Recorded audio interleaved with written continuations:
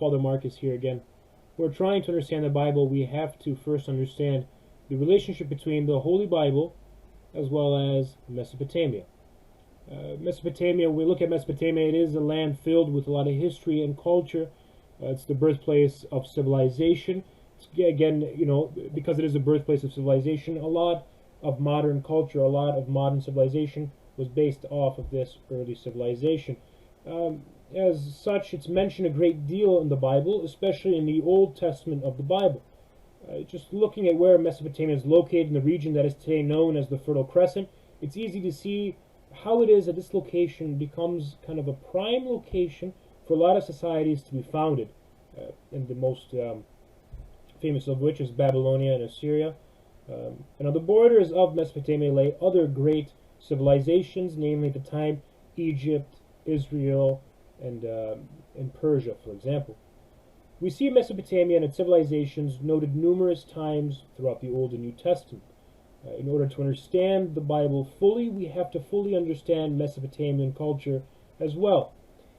In the Old Testament, we see an event known as the Babylonian captivity, where the Babylonians, under King Nebuchadnezzar II, invade the kingdom of Judah and took a number of Jews back to Babylon as captives in exile. This became known as the Babylonian captivity, which is recorded in the Old Testament in the second book of Kings, and it begins around, scholars say, 586 BC and does not end until around 538 BC, when the Persians invade and conquer Babylonia and allow the exiled Jews to return home.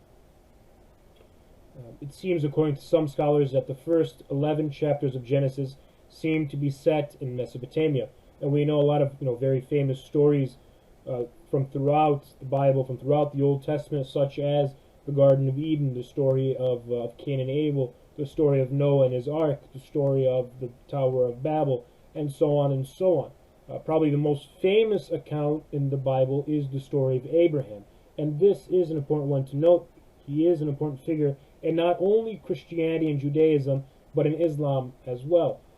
It is said in the first book of the Bible, Genesis, that Abraham was originally from Ur of the Chaldeans, which was a major city in southern Mesopotamia, and it is from here, from this city, that he moves to the land of Canaan, which later on becomes Judah and Israel.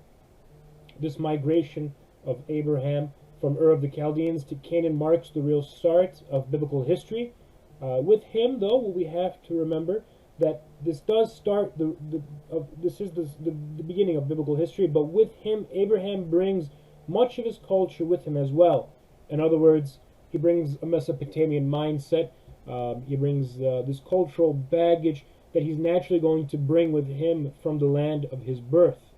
And this is why we have to understand the links between the Bible and Mesopotamia when we are learning about God's Word, because we have to understand that the culture and point of view of these authors in order to better understand what it is that the truths that the Bible is trying to tell us, what it is that the Bible is trying to convey to us. The better we understand that, the better we can understand God and His plan of salvation for us. God bless you all.